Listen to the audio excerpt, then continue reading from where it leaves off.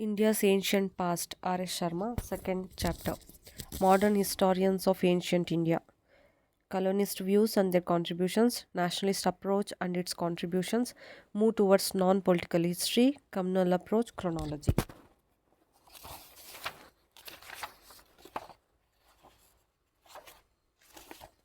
The modern historians of ancient India. Colonist views and their contribution. Although educated Indians retained their traditional history in the form of handwritten epics, Puranas, and semi biographical works, modern research in the history of ancient India began only in the second half of 18th century to serve the needs of British colonial administration. When the Bengal and the Bihar fell under the rule of East India Company in 1765, they found it difficult to administer the Hindu law of inheritance.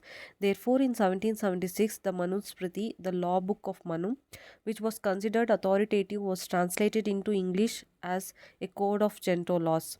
Pandits were associated with British judges to administer Hindu civil law, and Maulvis to administer that of Muslims. The initial efforts to understand ancient laws and customs, which continued largely until the 18th century, culminated in the establishment in Calcutta in 1784 of the Asiatic Society of Bengal. It was set up by a civil servant of East India Company, Sir William Jones, 1746 to 94. He was the first to suggest that Sanskrit, Latin, and Greek belonged to same family of languages. He also translated the play known as Abhignana Shakuntalam into English in 1789. The Bhagavad Gita, the most popular Hindu religious text, was translated into English by Wilkins in 1785. The Bombay Asiatic Society was set up in 1804, and the Asiatic Society of Great Britain was set up in London in 1823. William Jones emphasized that originally the European languages were very similar to Sanskrit and the Iranian language. This enthused European countries such as Germany, France, and Russia to foster Indological studies. During the first half of 19th century, chairs in the Sanskrit were established in the UK and several other European countries. The greatest impetus to Indological studies was given by German born scholar F. Max Muller, 1823 to 1902, who was largely based in England. The revolt of 1857 caused Britain to realize that it badly needed a deeper knowledge of the manners and the social system of alien people over whom it ruled. Similarly, the Christian missionaries sought to uncover the vulnerabilities in the Hindu religion to win converts and strengthen the British Empire. To meet these needs, ancient scriptures were translated on a massive scale under the editorship of Max Muller. Altogether, 50 volumes, some in several parts, were published under the Sacred Books of the East series. Although a few Chinese and Iranian texts were included, ancient Indian texts were predominant. In the introductions to these volumes and the books based on them, Max Muller and other Western scholars made certain generalizations about the nature of the ancient Indian history and society. They stated that the ancient Indians lacked a sense of history, especially of the element of time and chronology. They added that Indians were accustomed to despotic rule, and also natives were so engrossed in the problems of spiritualism or of the next world that they felt no concern about the problems of this world. The Western scholars stressed that Indians had experienced neither a sense of nationhood nor any form of self government. Many of these generalizations were made in the early history of India by Vincent Arthur Smith, 1843 to 1920, who wrote in 1904 the first systematic history of ancient India. His book, which was based on an in depth study of available sources, gave primacy to political history. It served as a textbook for nearly 50 years and is still used by scholars. Smith's approach to history was pro imperialist. As a loyal member of Indian civil service, he emphasized the role of foreigners in ancient India. Alexander's invasion accounted for almost one third of his book. India was presented as a land of despotism which had not experienced political unity until the establishment of British rule. He observes, autocracy is substantially the only form of government with which the historian of India is concerned. In some, British interpretations of Indian history served to denigrate the Indian character and achievements and justify colonial rule. A few of these observations appear to have some validity. Thus, in comparison to the Chinese, Indians did not show any strong sense of chronology, although in the earlier stage. Important events were dated with reference to the death of Gautam Buddha. However, generalizations made by colonial historians were by and large either false or grossly exaggerated, but served as good propaganda material for the perpetuation of the despotic British rule. Their emphasis on the Indian tradition of one man rule could justify the system which vested all powers in the hands of Viceroy. Similarly, if the Indians were obsessed with the problems of the next world, the British colonial masters had no option but to look after their life in this world. Without any experience of self rule in the past, how could the natives manage their affairs in the present? At the heart of all such generalizations lay the need to demonstrate that Indians were incapable of governing themselves. Nationalist approach and its contribution. All this naturally came as a great challenge to Indian scholars, particularly to those who had received Western education.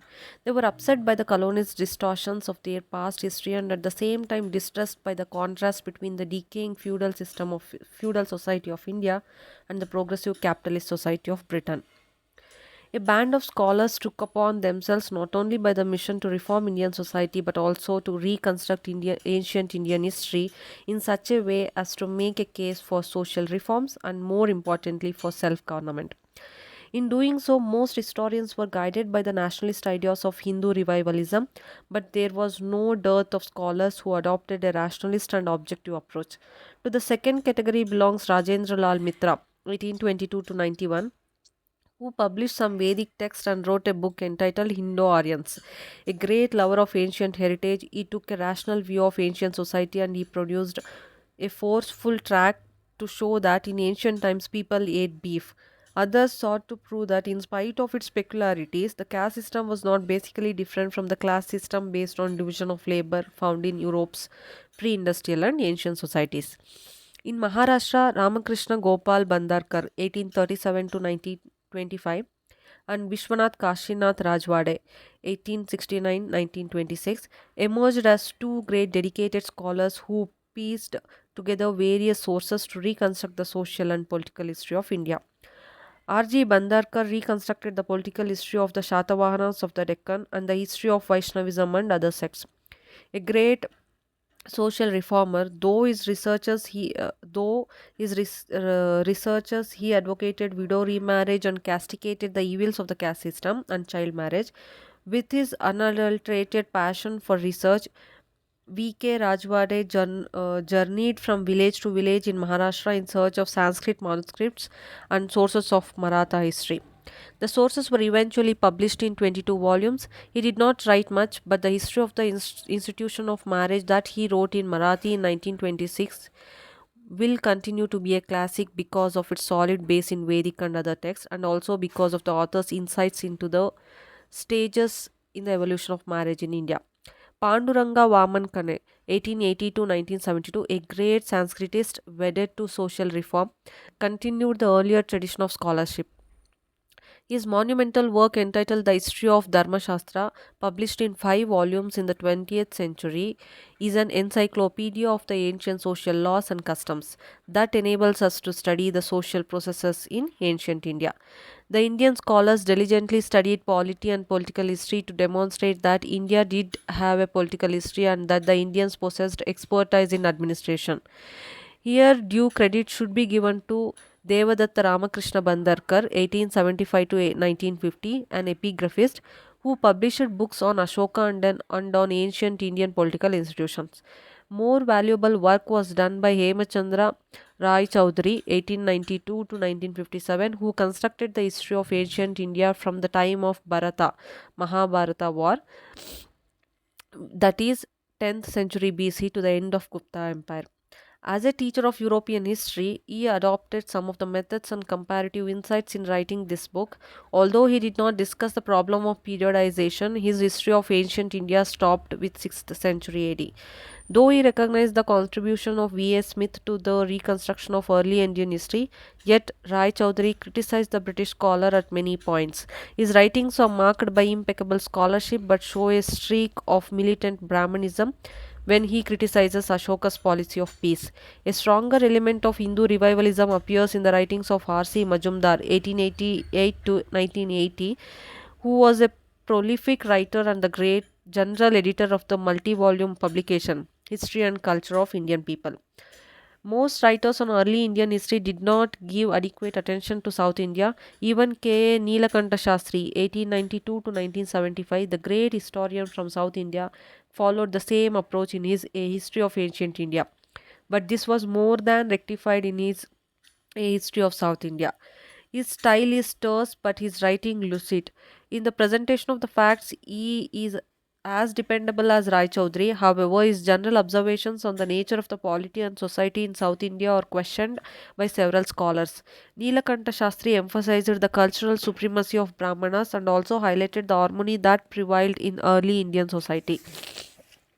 Under his leadership, several research monographs were produced on the dynastic history of South India. Until 1960, political history attracted the largest number of Indian scholars who also glorified the histories of their respective regions on dynastic lines.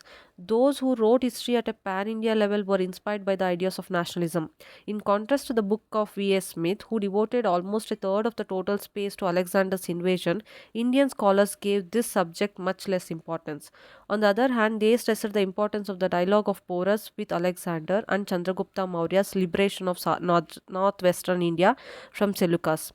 Some scholars such as K.P. Jaiswal 1881 to 1937 and A.S. Altekar 1898 to 1959 overplayed the role of the indigenous ruling dynasties in liberating India from the rule of Shakas and Kushanas, little realizing that the Central Asians and the others became an intrinsic part of India's life and did not exploit Indian resources for their original homeland. However, the greatest merit of K.P. Jaiswal lay in exploring the myth of Indian despotism. As early as 1912, he wrote several articles to show that republics existed in ancient times and enjoyed a measure of self government. His findings finally appeared in Hindu Polity in 1924. Although Jaiswal is charged with projecting modern nationalist ideas into ancient institutions, and the nature of republican government presented by him is attacked by many writers, including U.N. Ghoshal, 1886 to 1969. His basic thesis regarding the practice of republican experiment is widely accepted, and his pioneer work, Hindu Polity, now in its sixth edition, is considered a move towards non-political history. British historian A.L. Basham 1914 to 1986, a Sanskritist by training, questioned the wisdom of looking at ancient India from the modern point of view. His career, his earlier writings show his deep interest in the materialist philosophy of some heterodox sects. Later, he believed that the past should be read out of curiosity and pleasure. His book, The Wonder That Was India, 1951, is a sympathetic survey of various facets of ancient Indian culture and civilization, free from the prejudice that plagued the writings of V.S. Smith and many other British writers. Basham's book marks a great shift from political to non political history. The same shift is evident in D.D. Kosambi's 1907 to 1966 book, An Introduction to the Study of Indian History, 1957. Later popularized in The Civilization of Ancient India in Historical Outline, 1965. Kosambi blazed a new trail in Indian history. His treatment follows a materialist interpretation of history, which is derived from the writings of Karl Marx. He presents the history of ancient Indian society, economy, and culture as an integral part of the development of forces and relations of production. His was the first survey volume to show the stages of social and economic development in terms of tribal and class processes. He was criticized by many scholars, including Basham, but his book continues to be widely read. Over the past 40 years, there has been a sea change in the methods and orientation of those who work on ancient India. They lay greater stress on socio-economic and cultural processes and try to relate them to political developments. They take account of stratification of the text and compare their conventional nature with archaeological and anthropological evidence. All this bodes well for the future of historical studies. Western writers no longer insist that all cultural elements came to India from outside. Some of them, however, hold that religious ideas, rituals, caste, kinship, and tradition are the central forces in Indian history. They also underscore various divisive features which made for stagnation and are more concerned about the problem of stability and continuity. They seem to be fascinated by old exotic elements and want to preserve them forever. Such an approach implies that Indian society has not changed and cannot be changed, that stagnation is an integral part of Indian character. Thus, the chauvinist and sophisticated colonist use the study of India's past to prevent its progress. A few Indian writers magnify the role of religion and believe that everything good and great originated in their country. Communal approach. Since 1980, some Indian writers and their Western counterparts have adopted an aggressive and irrational approach to the study of ancient India. They identify it with Hinduism. Under British rule, colonialist historians deliberately denigrated India's achievements and attributed important elements of Indian culture to external influence. Indian historians underlined India's contribution to world culture. Hence, in the interpretation of history, there was a continuing struggle between colonialism and nationalism. Now, the situation has undergone a change. The struggle now is between communalism and irrationalism on one hand, and the rationalism and professionalism on the other.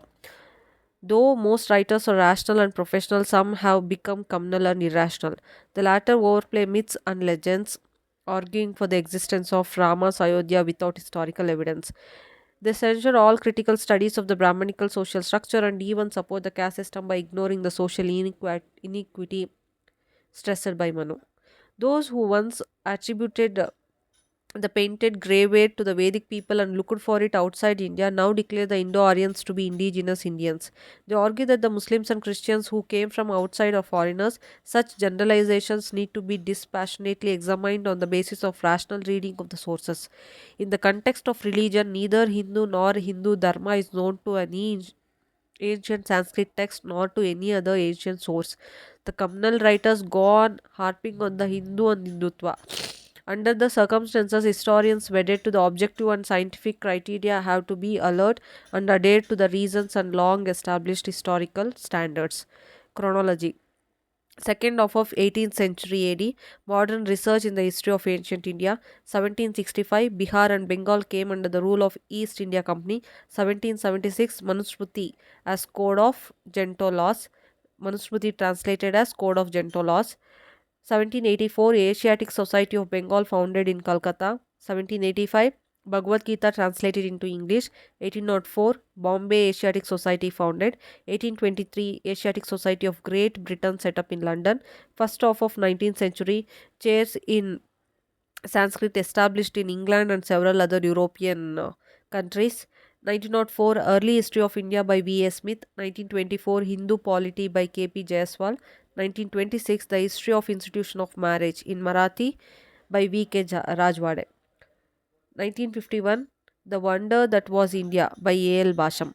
1957, An Introduction to the Study of Indian History by D. D. Kosambi. 1965, The Civilization of Ancient India in Historical Outline by D. D. Kosambi. 1837 to 1925, R. G. Bandarkar period.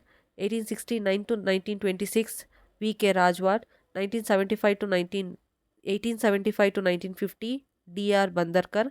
1880 to 1972, P. V. Kane. 1881 to 1937, K. P. Jaiswal. 1886 to 1969, U. N. Ghoshal. 1888 to 1980, R. C. Majumdar.